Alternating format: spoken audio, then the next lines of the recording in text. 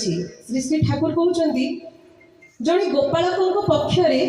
केते दुख और दीर्घ निश्वास व्यापार सतरे से जदि निजर हजि जाइथिबा गोधन को फेराई आनी न पारे पुणी ठाकुर कहते तुम्हें जदि से गोपालकों व्यथारे एते ही व्यथित होई थाओ जदि तुम्हें तांकर प्रीति को निजे विदित करबा अनुभव करू थाओ तेबे जहाँ तांकर हजि जाइछि फेराई आण। এই কথাটা ভাবি দেখন্তু ঠাকুরଙ୍କର কথা ঠাকুরଙ୍କର বাণী আজির পরিপ্রেক্ষীরে ডিপি ওয়ার্কর পরিপ্রেক্ষীরে কেতে মাত্রারে এটা মানে কেতে সুইটেবল होछि ठाकुर चाहिछंती तांकर गोधन को फेराई आनिबा पई से दायित्व देइछंती आम माननकु ठाकुर कहउछंती जे जो माने निजर पथभ्रष्ट हे जाइछंती एही बाणीर आउ दुईटा लाइन मध्ये अछि जे जो माने पथभ्रष्ट हेइछंती तांकु तुमे सुसंस्पृष्ट करि तोळ आउ विहित विनयन विहित शिक्षा दे तांको पुनः संग्रथित कर पुनः जो पुनः स्मरण कथा दीक्षा पत्र कथा ठाकुर यही शब्दटी कहते पुनः संग्रथित कर विहित विनयन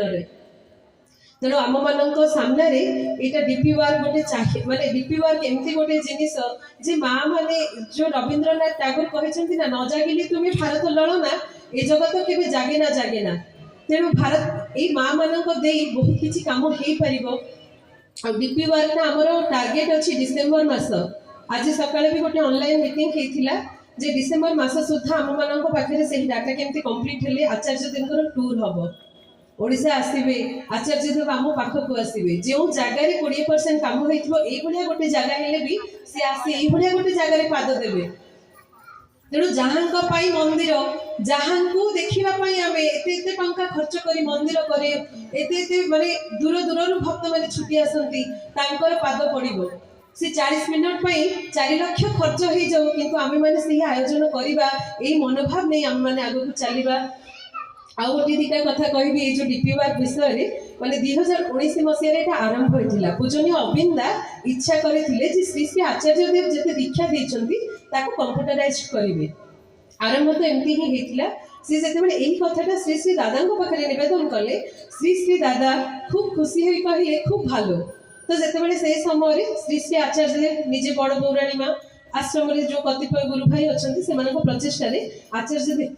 जो दीक्षा गुड़ाक कंप्यूटराइज होता परवर्ती समय श्री श्री दादा ही इच्छा करते कहले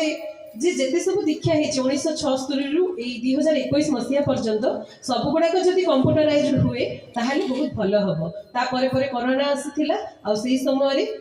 पूजनीय अविंदा प्रत्येक जिल्लार प्रत्येक कोणरू जो यंग पिला माने अछंती सेमानकु डाकी आश्रम रे रखिथिले एही सब डाटा फीड हेतिला एबे आमे सेही काम करिवा पय आमनकु कुहा जायछि जे प्रत्येक पिन कोड रे 20% डाटा जेमती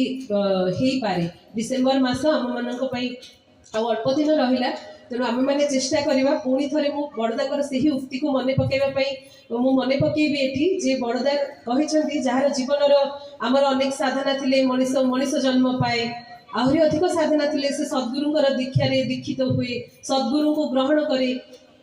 तदुर्ध साधना थिले से पुरुषोत्तम कर्मयज्ञ निजक आह्वान दिए आ पुरुषोत्तम कर्मयज्ञ आज हूँ डीपी वार्क तेणु आमे माने जदि किछि भी डीपी वर्क्स करू मते लागे मो जीवन रे बहुत किछि काम करेनी किंतु डीपी वर्क रे डाटा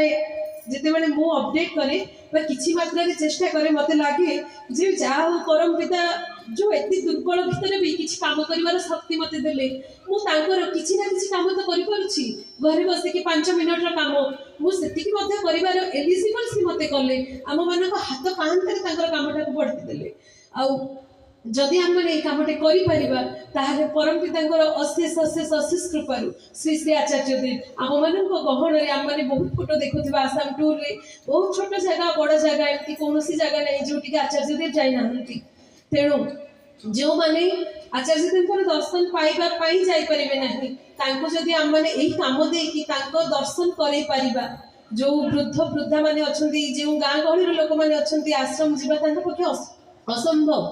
तेणु प्रत्येक ब्लॉक रो पिन कोड जदि 20% हुए आचार्य देव निजर उक्ति जेकोसी जगह 20% होती सी जीवे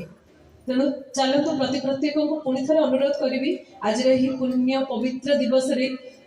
आम मैंने गोटे मन में रखिकी आम मैंने किसी ना कि डीपी वर्क करवा आउ डीपी वर्क्स ही वर्तमान पुरुषोत्तमंकर सर्वप्रधान सर्वोच्च काम। मु पुणी थे समस्त मंगल कामना कर जय गुरु।